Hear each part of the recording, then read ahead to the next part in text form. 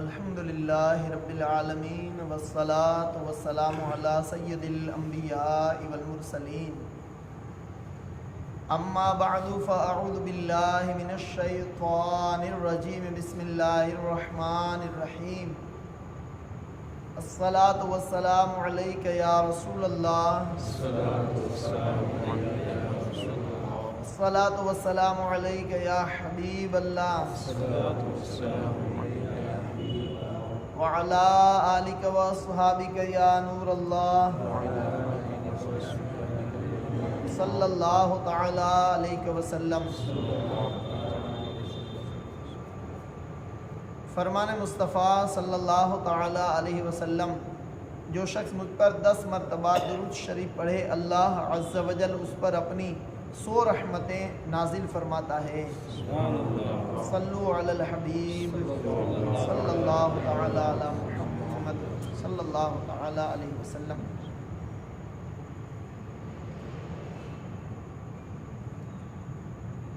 بھوکا رہنے کے بھوک کے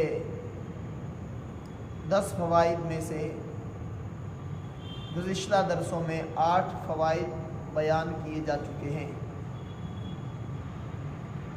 9واں فائدہ بھوکا رہنے کا فائدہ یہ بھی ہے کہ مشقت اور تکلیف کم ہوتی ہے، کیونکہ جو کم کھانے کا عادی ہوتا ہے اسے مال کی تھوڑی مقدار بھی کفایت کر جاتی ہے، اور جو پیٹ بھر کر کھانے کا عادی ہوتا ہے اس کا پیٹ اس کے سر پر سوار رہتا ہے اور اس پر مکمل طور پر غالب آ جاتا ہے اور یہ کہتا ہے کہ آج تو کیا کھائے گا. لہٰذا مختلف مقامات پر اسے جانے کی حاجت پڑتی ہے اور بسا اوقات وہ اپنی ضروریات کی خاطر حرام بھی کمانے لگتا ہے اور یوں اللہ تبارک و تعالیٰ کی نافرمانی میں جا پڑتا ہے، یا پھر ذلیل اور رسوا ہو کر کماتا ہے اور بعض اوقات تو وہ لوگوں کی طرف لالچ بھری نگاہوں سے دیکھنا شروع کر دیتا ہے. یہ انتہا درجے کی ذلت اور بے عزتی ہے، جبکہ مومن کی شان یہ ہے کہ وہ کم خرچ ہوتا ہے. کسی دانا شخص کا کہنا ہے کہ میں اپنی زیادہ تر حاجتوں کو ترک کر کے پورا کرتا ہوں، اس سے میرے دل کو زیادہ راحت ملتی ہے، کیونکہ اضطراب اور بے چینی کسی چیز کو بنظر اشتیاق دیکھنے سے پیدا ہوتی ہے. شوق سے کسی چیز کو دیکھیں گے تو اس سے بے چینی اور اضطراب نہ ملنے پر ہوگا. تو وہ فرماتے ہیں کہ میں ضرورتوں کو ترک کر کے ضرورت پوری کر لیتا ہوں. اور کسی عقل مند نے یہ بھی کہا ہے کہ جب میں اپنی کسی خواہش کی تکمیل یا مال میں اضافے کے لیے دوسرے سے قرض لینے کا ارادہ کرتا ہوں تو اپنے نفس سے قرض مانگ لیتا ہوں اور خواہش کو چھوڑ دیتا ہوں، لہذا میرا نفس میرا بہترین قرض خواہ ہے. حضرت سیدنا ابراہیم بن ادہم رحمۃ اللہ علیہ اپنے مریدوں سے کھانے کی چیزوں کے بھاؤ پوچھا کرتے تھے، تو آپ سے کہا جاتا تھا کہ ان کی قیمتیں حد سے بڑھ گئی ہے. آپ ارشاد فرماتے تھے کہ انہیں خریدنا چھوڑ دو، خود ہی سستی ہو جائے گی. یعنی جو چیز مہنگی ہو گئی ہو اس کو سب لوگ خریدنا چھوڑ دیں تو خود بخود مہنگی چیز ہے وہ سستی ہو جائے گی. حضرت سیدنا سہل بن عبداللہ تستری رحمۃ اللہ علیہ فرماتے ہیں 3 حالتوں میں زیادہ کھانے والا قابل مذمت ہے. نمبر 1، اگر وہ عبادت گزاروں میں سے ہے تو زیادہ کھانے کی سبب سے سست ہو جائے گا، اس لیے زیادہ کھانا عبادت گزار کے لیے برا ہے. نمبر 2، اگر کمانے والا ہے تو آفتوں سے محفوظ نہیں رہ سکے گا. اگر بغیر کمائے اس کے پاس آمدنی آتی ہے تو اپنی طرف سے اللہ تبارک و تعالیٰ کا پورا حق ادا نہیں کر سکے گا. خلاصہ کلام یہ ہے کہ لوگوں کی ہلاکت کا سبب دنیا کی لالچ اور دنیا کی لالچ کی وجہ پیٹ اور شرمگاہ ہے، اور شرمگاہ کی شہوت کا سبب پیٹ کی خواہش ہے۔ کھانا کم کرنے سے یہ تمام حالتیں اور کیفیات ختم ہو جاتی ہیں۔ نیز یہ جہنم کے دروازے ہیں، اور جہنم کے دروازوں کو بند کرنے سے جنت کے دروازے کھل جاتے ہیں۔ جیسا کہ رحمت للعالمین صلی اللہ علیہ وسلم نے فرمایا، ادیمو کرع باب الجنہ بالجوع، یعنی بھوک کے ذریعے جنت کا دروازہ ہمیشہ کھٹکھٹاتے رہو۔ جو شخص روزانہ ایک روٹی پر راضی اور مطمئن ہو جائے، وہ دوسری خواہشات میں بھی تھوڑے پر اکتفا کر لے گا۔ نیز وہ بے عزتی اور لوگوں کی غلامی سے آزاد ہو جائے گا، اور لوگوں سے بے نیاز ہو کر مشقت سے راحت اور سکون پائے گا، اور اللہ کی عبادت اور آخرت کی تجارت کے لیے فارغ ہو جائے گا، اور ان لوگوں میں سے ہو جائے گا کہ جن کا ذکر قرآن مجید کی اس آیت مقدسہ میں اللہ پاک نے فرمایا، لا تلہیہم تجارت ولا بیع عن ذکر اللہ، جنہیں غافل نہیں کرتا کوئی سودا اور نہ کوئی خرید و فروخت اللہ کی یاد سے۔ انہیں سودا اور خرید و فروخت اللہ کے ذکر سے محض اس لیے غافل نہیں کرتا کیونکہ یہ حضرات قناعت اختیار کرتے ہیں۔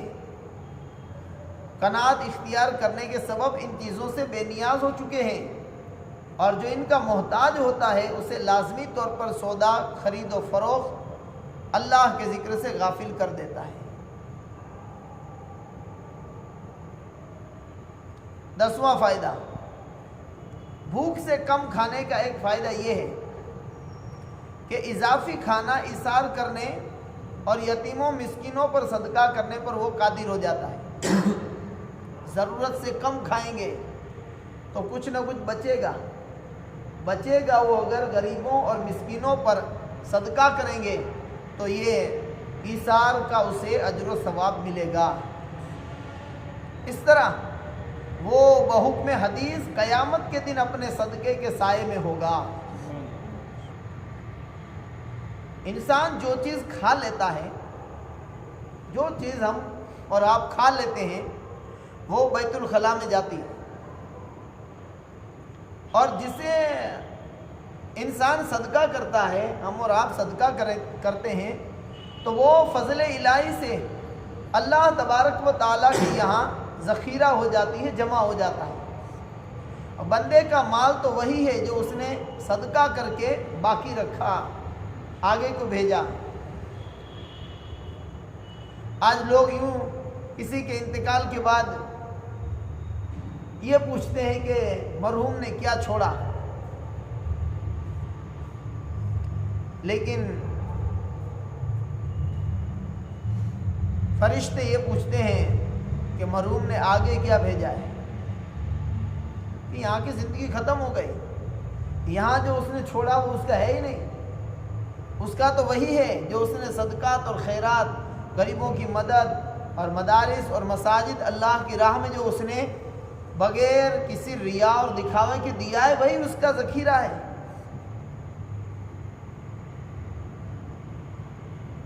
لہذا اضافی کھانے کو صدقہ کر دینا یہ بد ہضمی اور شکم سیری سے بہتر ہے۔ پیٹ بھر کر کھا لینے اور بد ہضمی کی بیماری میں مبتلا ہونے سے بہتر یہ ہے کہ کم کھائیں اور جو بچا ہو اسے غریبوں کے اوپر صدقہ کریں۔ حضرت سیدنا حسن بصری رحمۃ اللہ علیہ جب یہ آیت مبارکہ تلاوت فرماتے تھے، اِنَّا عَرَضْنَا الْأَمَانَةَ عَلَى السَّمَاوَاتِ وَالْأَرْضِ وَالْجِبَالِ فَأَبَيْنَ أَن يَحْمِلْنَهَا وَأَشْفَقْنَ مِنْهَا وَحَمَلَهَا الْإِنسَانُ إِنَّهُ كَانَ ظَلُومًا جَهُولًا۔ تو فرماتے کہ اللہ تبارک و تعالیٰ نے اس امانت کو ستاروں سے سجے ہوئے تہ بہ تہ ساتوں آسمانوں اور عرش اٹھانے والے فرشتوں پر پیش کرتے ہوئے فرمایا کہ کیا تم اس امانت کی ذمہ داری کے ساتھ اٹھاؤ گے؟ تو انہوں نے عرض کی، اس کی ذمہ داری کیا ہے؟ رب نے ارشاد فرمایا، اگر تم انہیں اچھی طرح ادا کرو گے تو تمہیں جزا دی جائے گی، اور اگر نافرمانی کرو گے تو تمہیں عذاب دیا جائے گا۔ انہوں نے عرض کیا کہ ہم اس امانت کو نہیں اٹھا سکتے۔ پھر امانت کو اسی طرح زمین پر پیش کیا گیا تو زمین نے انکار کر دیا۔ پھر امانت کو نہایت بلند و بالا اور سخت ٹھوس پہاڑوں پر پیش کرتے ہوئے فرمایا کہ تم اس امانت کو اس کی ذمہ داری کے ساتھ اٹھاؤ گے؟ عرض کی نہیں۔ پھر امانت کو انسان پر پیش فرمایا تو اس نے کہا، انسان نے اس کو اٹھا لیا، اور بے شک انسان اپنے آپ کو مشقت میں ڈالنے والا اور امر باری تعالیٰ سے بڑا نادان ہے۔ امانت سے کیا مراد ہے؟ اس آیت میں جو رب نے فرمایا کہ ہم نے پہاڑوں پر امانت کو پیش کی تو اس نے انکار کیا اور انسان نے اس امانت کو اٹھا لیا، تو مفسر شہیر حضرت علامہ سید نعیم الدین مراد آبادی رحمۃ اللہ علیہ امانت کی تفسیر میں فرماتے ہیں کہ حضرت عبداللہ ابن عباس رضی اللہ تعالیٰ عنہما نے فرمایا کہ امانت سے مراد طاعت اور فرائض ہیں جنہیں اللہ تعالیٰ نے اپنے بندوں پر پیش کیا۔ انہی کو آسمانوں اور زمینوں اور پہاڑوں پر پیش کیا تھا کہ اگر وہ انہیں ادا کریں گے تو ثواب دیے جائیں گے، نہ ادا کریں گے تو عذاب دیے جائیں گے۔ لیکن اس امانت کو پہاڑوں نے، زمینوں نے نہیں اٹھایا۔ تو وہ امانت کیا ہے؟ وہ امانت فرائض ہے۔ جو چیز اللہ نے ہم پر فرض کیے ہیں وہ امانت ہے۔ اور اس کی تفسیر میں حضرت عبداللہ ابن مسعود رضی اللہ تعالیٰ عنہ نے فرمایا کہ امانت نماز ادا کرنا، زکوٰۃ دینا، رمضان کے روزے رکھنا، خانہ کعبہ کا حج کرنا، سچ بولنا، ناپ تول میں لوگوں کی ودیعتوں میں عدل کرنا، یہ امانت ہے۔ اور بعض نے کہا ہے کہ امانت سے مراد وہ تمام چیزیں ہیں جن کا اللہ نے حکم دیا ہے اور جن سے اللہ تبارک و تعالیٰ نے منع کیا ہے۔ حضرت عبداللہ بن عمرو بن العاص رضی اللہ تعالیٰ عنہ نے فرمایا کہ تمام اعضاء، کان، ہاتھ، پاؤں وغیرہ سب امانت ہیں۔ اس کا ایمان ہی کیا جو امانت دار نہ ہو۔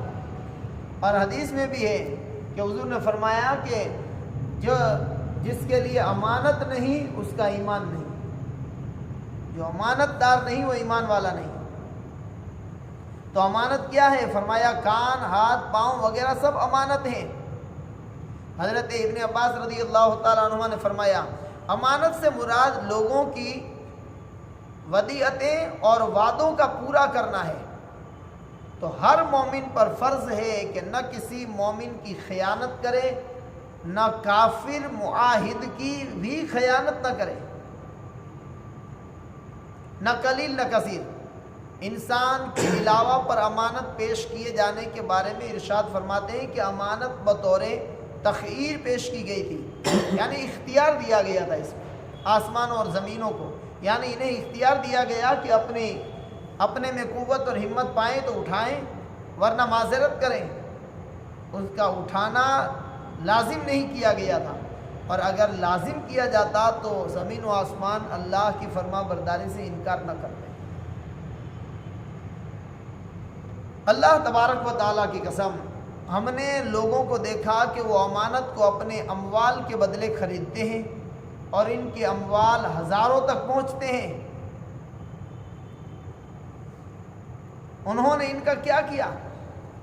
ان کے ذریعے انہوں نے اپنے مکانات وسیع کیے، لیکن اپنی قبریں تنگ کر لی، اپنے رومی گھوڑوں کو موٹا کر لیا، مگر اپنے دین کو کمزور کر دیا۔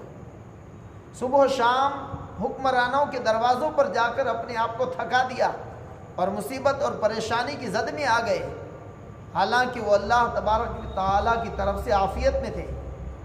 ان میں سے کوئی کہتا ہے کہ میرے لیے فلاں چیز تلاش کرواؤ اور اتنی قیمت میں میرے پاس لے کر آؤ، اپنے بائیں طرف ٹیک لگائے ہوتا ہے، غیر کا مال ظلمن کھاتا ہے، ذلیل لوگ اس کے خدمتگار اور مال اس کا حرام ہوتا ہے، حتیٰ کہ پیٹ بھر کر کھانے کی وجہ سے جب اسے معدے میں بوجھ محسوس ہونے لگتا ہے اور بد ہضمی ہوتی ہے تو کہتا ہے اے لڑکے کوئی ایسی چیز لاؤ جس سے میں اپنا کھانا ہضم کر سکوں۔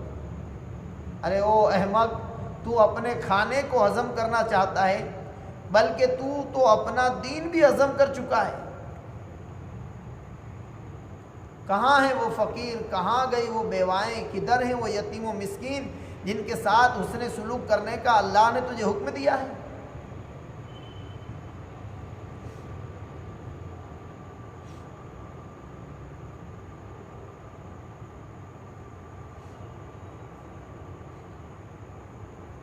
امانت کو اپنے اموال کے بدلے خریدتے ہیں۔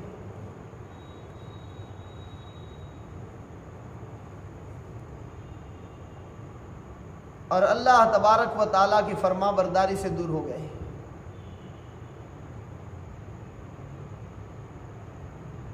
اپنی قیمتی چیزیں امانت رکھ کر لوگ قرض لیتے ہیں اور اسی قرض سے لوگ اپنی دکانیں بناتے ہیں، مکانات تعمیر کرتے ہیں، اپنی ضروریات خریدتے ہیں۔ لیکن اللہ تبارک و تعالیٰ نے جو امانت دی ہے ہمیں، وہ امانت کو مسلمان بھول بیٹھا، اللہ تبارک و تعالیٰ کے فرائض سے دور ہو گیا۔ حضرت سیدنا حسن بصری رحمۃ اللہ علیہ کی آخری بات میں اسی 10ویں فائدے کی طرف اشارہ ہے۔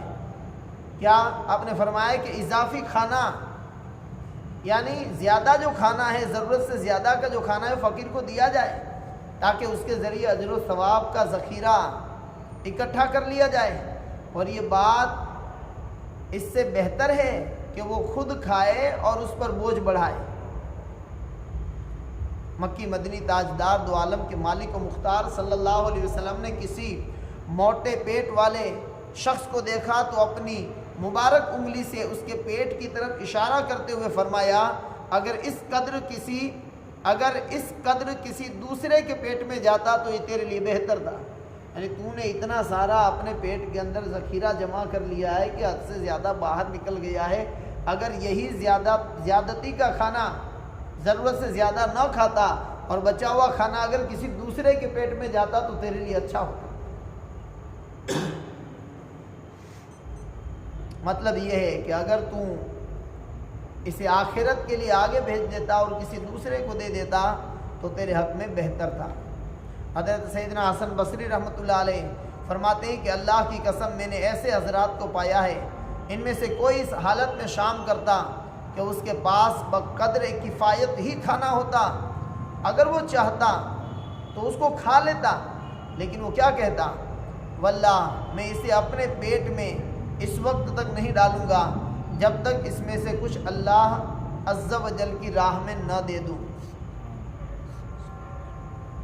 یہ بھوک کے 10 فوائد ہیں اور ہر فائدے سے بے شمار فوائد نکلتے ہیں، لہذا بھوک آخرت کے فوائد جمع کرنے کے لیے عظیم خزانہ ہے۔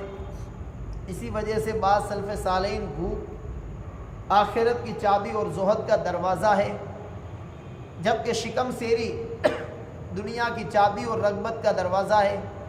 بلکہ یہ بات بیان کردہ احادیث میں بھی صراحت کے ساتھ موجود ہے۔ ان فوائد کی تفصیل جان لینے سے تمہیں ان احادیث مبارکہ کے معنی کا علم اور فہم حاصل ہو جائے گا۔ اگر تم اس تفصیل کو نہ جانتے پھر بھی بھوک کی فضیلت کی تصدیق کرتے تو تمہارے لیے ایمان میں مقلدین کا رتبہ ہوتا۔ اللہ پاک اپنے پیارے حبیب صلی اللہ علیہ وسلم کے طفیل ہمیں ضرورت سے زیادہ کھانے سے بچنے اور پرہیز کرنے کی توفیق عطا فرمائے، اور بھوک سے حاصل ہونے والے فوائد سے اللہ پاک ہمیں نفع عطا فرمائے۔ آمین بجاہ النبی الامین صلی اللہ تعالی علیہ وسلم۔